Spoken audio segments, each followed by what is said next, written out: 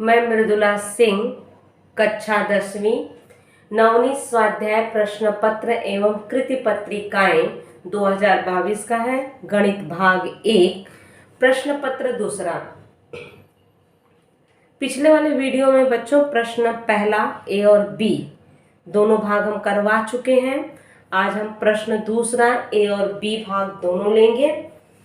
तो सबसे पहले आपको क्वेश्चन बता दें, क्योंकि इसके पहले हम जब नमूना प्रश्न पत्र 1 डाले थे तो उसमें जो है प्रश्न पहले का बी वाला जो है थोड़ा सा अदला बदली हो गया है। हम डिस्क्रिप्शन बॉक्स में जो है हम क्वेश्चन डाल देंगे, क्योंकि क्वेश्चन जो है कहीं 2021 से हम ले लिए थे। तो क्वेश्चन हम जो है डिस्क्रिप्शन बॉक्स में हम डाल देंगे, तो उसके सॉल्यूशन हैं। तो आ जाओगे प्रश्न पत्र 2। तो हम कोशिश करते हैं कि आप लोगों को प्रश्न स्क्रीन पे दिखाते हैं, तो आप उसका स्क्रीनशॉट ले लोगे तो आपको आसानी होगी सवाल हल करने में। तो ये आपके जो है मुख्य पृष्ठ हैं, नवनीत स्वाध्याय प्रश्न पत्र कृति पत्रिकाएं 2022 के हैं। ठीक है, अब इसमें जो है जो प्रश्न ले रहे हैं प्रश्न भी आपको दिखा देते हैं। प्रश्न दूसरा एक कृति है। कृति तो हम बोर्ड पे लिखे हैं। पहले का ए और बी भाग ये हम करवा चुके हैं, और करवाने जो जा रहे हैं प्रश्न दूसरे का ए। निम्नलिखित में से कोई भी 2 कृतियों को पूर्ण करो। 3 कृतियां दी जाएंगी, तो उसमें से कोई 2 आपको करना होगा। तो इस तरह का है। तो हम पेज पलट रहे हैं जरा। ये आपके दूसरे वाले प्रश्न होंगे इस तरह से, या तीसरा वाला है। ठीक है, तो परीक्षा में बच्चों आपको कृति जो है पहले जो है उतारना होगा, जिस तरह से हम बोर्ड पे उतारे हैं। कुछ बच्चे जो है जल्दबाजी में या तो बॉक्स नहीं बनाते हैं, या तो एक लाइन आपका छूट जाता है। तो छूटने से आपके नंबर कटने के चांसेस बहुत ज़्यादा होते हैं।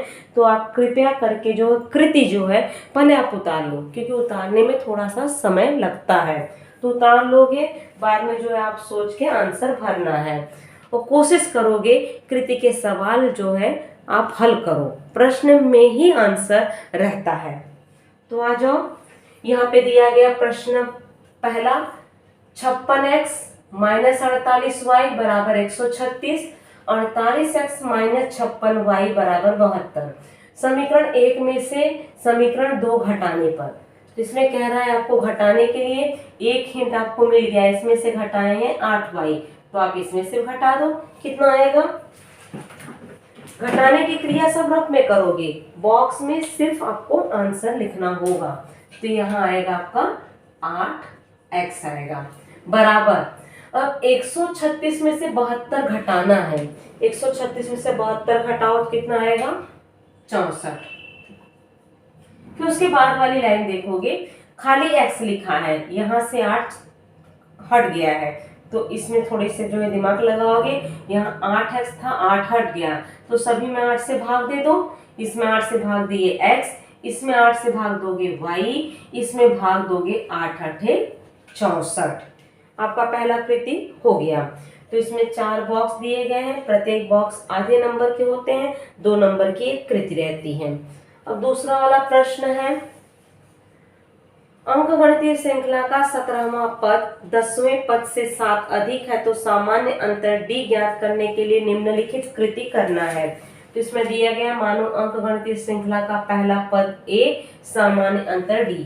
tn बराबर कह रहा है सूत्र, मतलब tn वाला सूत्र लिख दो। तो सूत्र होगा a प्लस n-1 कोष्टक बंद करके d लिखोगे। फिर आगे दिया गया मान रखने पे t17 बराबर, अब यहाँ पे मान रखा 17 में से 1 घटाया 16d। कह रहा है इसी प्रकार t10 बराबर, तो t10 मतलब आप रफ में जाओगे तो इसी का सहारा लेके आपको लिखना है। t17 में a प्लस, तो t10 में भी होगा a प्लस, 17 में से 1 घटाया है, तो आप क्या करोगे, 10 में से 1 घटाओगे 9d आएगा। फिर इसके बाद दी गई शर्त के अनुसार शर्त के अनुसार कथन 1 तथा 2 से। अब सवाल पढ़ोगे। सवाल में दिया गया 17वां पद 10वें पद से 7 अधिक है। तो 10वें पद से 7 अधिक है, ए लिख दिया। तो यहाँ क्या होगा? 17वां पद। 17वां पद कौन सा है? a plus 16d। अब इसके बाद क्या करोगे? हल करना है। हल कहाँ करोगे? रफ में जाके हल करोगे। बॉक्स में किसी प्रकार का छेड़खानी नहीं करना है। तो रफ में जाके हल करके आपको डी का मान ज्ञात करना है। तो अभी ए वाला जो है सवाल, रफ में आ जाओ। a धन 9d धन 7 बराबर a धन 16d। ठीक है, a और 1 कट गया, 9d वहां जाएगा, 7 बराबर 16d माइनस 9d। सजातीय पद है, 16 में से 9 घटाओगे कितना आएगा? 7d। d के बगल में 7 है, गुणा है, विपरीत होगा भाग, 7/7 बराबर d। कट गया 1, d बराबर क्या हो गया? 1। तो यहाँ आंसर क्या होगा? खाली 1 लिखोगे। हल जो है आपको रफ में करना है। अब आ जाओगे तीसरी वाली कृति। सवाल पढ़ रहे हैं। एक पासे के 6 पृष्ठभाग निम्न प्रकार से हैं। इसमें ए बी सी डी ई, ए दिया गया है। एक बार हम फिर से प्रश्न स्क्रीन पे दिखा रहे हैं। इस तरह से है प्रश्न। एक पासा एक बार फेंकने पर ऊपरी पृष्ठभाग सी अक्षर आने की संभाव्यता ज्ञात करने के लिए रिक्त चौखटों को भरकर कृति पूर्ण करो। तो एस क्या होगा? वही जो बॉक्स दिया गया है। तो नमूना अवकाश हम कैसे लिखते हैं? धनुकोष्ठक, वहां दिया गया है ए बी सी डी, फिर ए लिखा गया है, उसमें 6 दिए गए हैं, A B C D E A. Number of S कितने घटक है? 1 2 3 4 5। 5 ही है। देखो मैं यहाँ गलती कर दिए हैं। डी के बाद कह रहा है ई भी है, ई के बाद ए है। ठीक है, प्रश्न देखोगे, प्रश्न में ए बी सी डी ई ए है तो पूरा लिखना होगा। तो कितने घटक है? 1 2 3 4 5 6। तो हो गए 6। ए बराबर सी, तो नंबर ऑफ ए में कितने घटक है? अब ए यहाँ है, घटक 1 है, 1 लिख दोगे। पी ऑफ ए मतलब ए की संभाव्यता बराबर नंबर ऑफ ए बटे number of S. Number of A कितना है? 1 बटे दिया गया है, एस कितना है? 6। कितना सरल कृति है। तो ये 3 कृतियां जो है हो गई हैं। तो एक काम करोगे, आप एक स्क्रीनशॉट ले लो। ब्लैक बोर्ड हम रब आउट कर रहे हैं, फिर बी वाला प्रश्न लेते हैं। तो बी वाले सभी प्रश्न सामने स्क्रीन पे रहेंगे, तो आपको भी हल करने में आसानी होगी। ठीक है, दूसरे का बी, एक बार स्क्रीन पे प्रश्न आप लोग देख लीजिए। टोटल 5 प्रश्न हैं। दूसरे का बी, हाँ, ध्यान से देखोगे, चाहो तो स्क्रीनशॉट ले लो। निम्नलिखित में से कोई भी 4 उप प्रश्नों को हल करना है। 8 नंबर के हैं आपके। निश्चयक दिया गया है, मान ज्ञात करना है। दूसरा है निम्नलिखित, या तो एक एक प्रश्न करके आपको प्रश्न दिखाते जाएंगे, वो अच्छा रहेगा। पहला है निश्चयक 2 1/2 3 ऋण 1/2 का मान ज्ञात करना है। तो चलो आ जाओ हल करते हैं।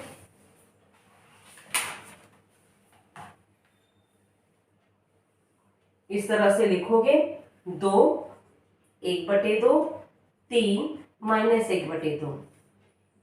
यहाँ सिर्फ हल ही हल हो रहा है। परीक्षा में भी आप प्रश्न क्रमांक व्यवस्थित डालोगे, सवाल हल करोगे। निश्चय कैसे हल करते हैं? तिर्यक गुणा होगा, इसका इसमें करोगे, 2 का ऋण 1/2 में गुणा कर रहे हो, गुणा है, यहाँ गुणा चिन्ह नहीं लगा रहे, कोष्टक का मतलब है इनका आपस में गुणा है। सूत्र कहता है -3 का इसके साथ, तो 3 1/2। तिर्यक गुणा करना है, शुरुआत जो है यहाँ से करना है, 2 का ऋण 1/2 के साथ और 3 का 1/2 के साथ। चलो गुणा करो, इसका इसके साथ गुणा करोगे, -2/2, यहाँ -3/2। जल्दबाजी बिल्कुल नहीं करोगे। कुछ लोग दो दो एकम दो, दो एकम दो घटा के ऋण एक करते हैं, बाद में जो है आपको जोड़ने में तकलीफ हो जाती है, एक भिन्न हो जाता है, एक सिर्फ अंक हो जाता है। हर समान है तो बटे दो, अंश में क्या है ऋण 2 ऋण 3। अभी क्या हो जाएगा, दोनों ऋणात्मक है तो ऋण और ऋण धन नहीं होता है, दोनों ऋणात्मक यहाँ जुटेंगे। 2 और 3 5 बटे 2, तो ऋण 5 बटे 2 क्या होगा आपका आंसर होगा। अब आ जाओगे दूसरा वाला प्रश्न। दूसरा वाला प्रश्न आपको जो है दिखा रहे प्रश्न क्या है, निम्नलिखित वर्ग समीकरण को ax² धन bx धन c के स्वरूप में लिखकर a, b तथा c का मान ज्ञात करो। समीकरण दिया गया है 2y बराबर 10 माइनस y का वर्ग। चलो शुरुआत करते हैं। सवाल है 2y बराबर 10 माइनस y का वर्ग। पहले इसको समीकरण के रूप में लिखोगे तो कैसे लिखेंगे, पहला जो y का वर्ग या x का वर्ग होता है वो धनात्मक रहता है, हम कोशिश करते हैं पक्षांतर करके उसको धनात्मक कर दें। यहाँ y का वर्ग ऋणात्मक है, ये सभी पद हम यहाँ लाएंगे तो हो जाएगा y का वर्ग 2y पहले से तो लिखेंगे 2y, 10 उस साइड गया -10 बराबर 0। समीकरण में क्या रहता है, अक्षर का घात 2 फिर एक अक्षर वाला घात लास्ट में अंक, ये आपके समीकरण हो गए। अब इसके बाद क्या लिखोगे, को इस समीकरण को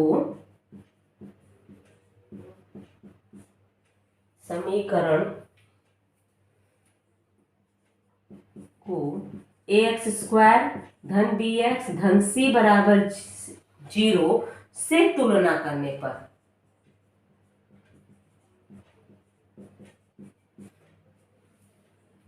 ए का मान ज्ञात करना है, मतलब तीनों के बोला है ना ए बी सी, मतलब अक्षर का जो वर्ग है उसके बगल वाला ए होता है। यहाँ y का वर्ग है कहोगे, यहाँ तो x दिया गया है, सूत्र में कह रहा है कि अक्षर का वर्ग, तो यहाँ पे x नहीं दिया लेकिन y का वर्ग तो दिया गया है, इसमें बिल्कुल कंफ्यूज नहीं होगे। या तो इसको आप ay² धन by धन c बराबर 0 भी लिख सकते हो।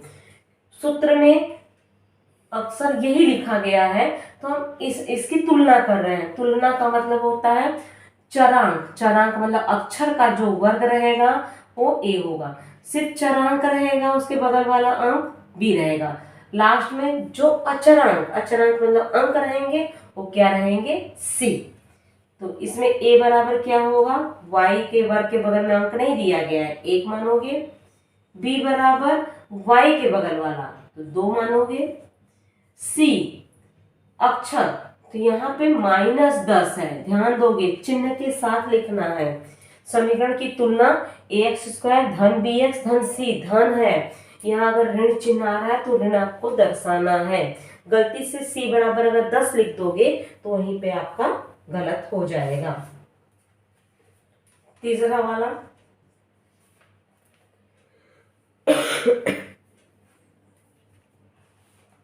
किसी अंकगणितीय प्रश्न आपके सामने, किसी अंकगणितीय श्रृंखला के लिए प्रथम पद -5, छठवां पद 45 हो तो S6 ज्ञात करो। तो चलो ज्ञात करते हैं। पहले जो जो दिया गया हम वो लिखते हैं। पहला पद तो T1 बराबर -5 दिया गया है, T6 बराबर 45 दिया गया है, S6 ज्ञात करना है। तो Sn का सूत्र क्या है, पहला पद n/2 कोष्टक में पहला पद धन अंतिम पद सूत्र है। तो पहले सूत्र लिख दो, Sn बराबर n/2 T1 धन Tn, यहाँ जो है n कितना है 6, तो लिखोगे S6 बराबर 6/2 T1 ऋण 5 है धन Tn की जगह क्या होगा T6 होगा आपका। नहीं तो एक काम करें, पहले एक बार सूत्र ही लिख देते हैं। सूत्र लिख दिया तो अंक ही लिख दें बच्चों, आपके ऊपर है। यहाँ एस एन आपका H6 हो गया, एन है आपका 6/2, T1 ऋण 5 धन टी एन आपका T6 होगा तो 45। ठीक है, हल करो। 2 एकम 2, 2 तिया 6, 3 आया, एक धन एक ऋण है, घटा दो। 45 में से 5 घटाओगे तो 40 आएगा। 45 अंक बड़ा है, उसके आगे धन चिन्ह है तो धन 40 ही होगा। 30 का 40 में गुणा करोगे कितना हो गया, बराबर 120। H6 कितना होगा, 120। अब आ जाओगे चौथा वाला सवाल। चौथा वाला है, स्क्रीन पे देखोगे, किसी बक्से में 5 लाल, 8 नीली तथा 3 हरी रंग की कलमें रखी गई हैं। यादृच्छिक पद्धति से निकाली गई एक कलम नीले रंग की होगी, इस घटना की संभाव्यता ज्ञात करो। तो इसमें क्या ज्ञात करना है, प्रोबेबिलिटी ज्ञात करना है। शुरुआत करोगे नमूना अवकाश से, तो लिखेंगे माना नमूना अवकाश, कॉमा कर दोगे, नीचे वाली लाइन पे आ जाओगे। एस बराबर, एस क्या है, 5 लाल 8 नीला, मतलब 5 लाल 8 नीला, और इसके बाद 3 हरा है, 3 हरा, ये दिया गया है। तो अब बराबर लाल है तो हम रेड लेते हैं, आर से इसको जो है संबोधित करते हैं। 5 है तो R1, R2, R3, R4, R5। 8 नीला, नीला मतलब हम ब्लू लेते हैं, तो कितने बार लिखोगे, 8 बार। B1, B2, B3, B4, B5, B6, B7, B8।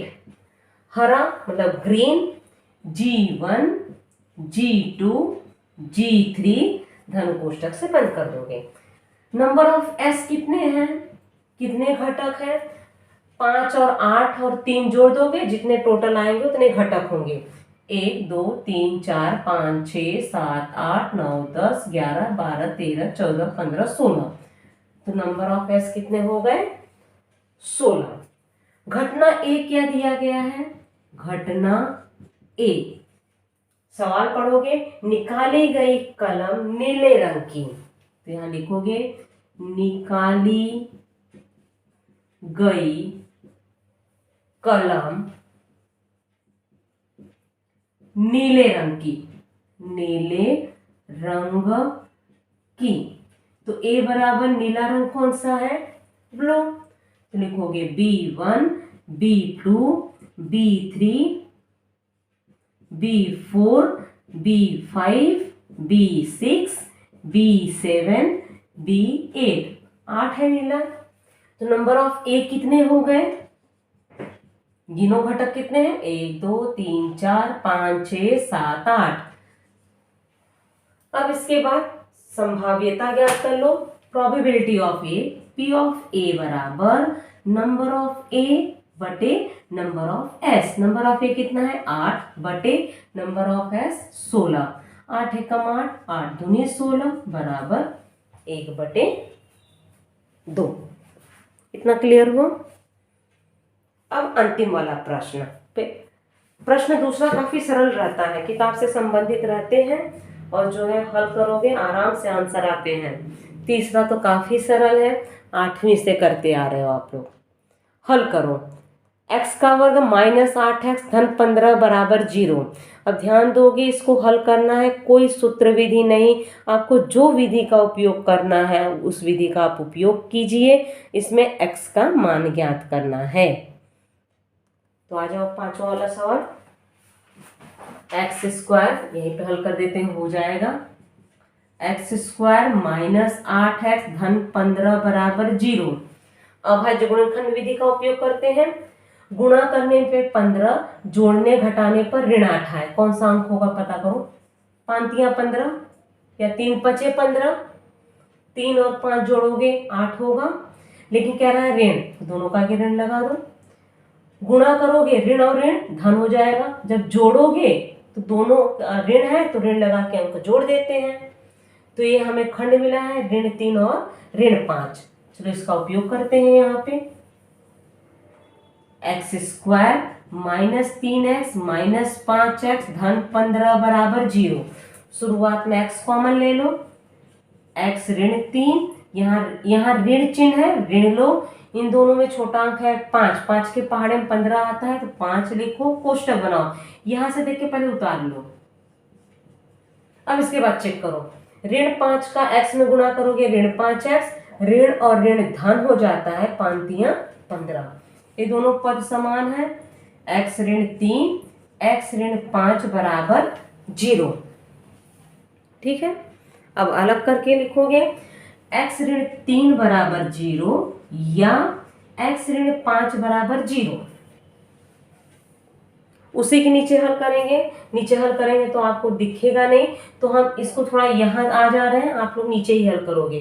ऋण 3 है तो x बराबर क्या हो जाएगा, धन 3, x बराबर 3 या x ऋण 5 बराबर 0, वहां जाएगा धन 5 होगा, x बराबर 5।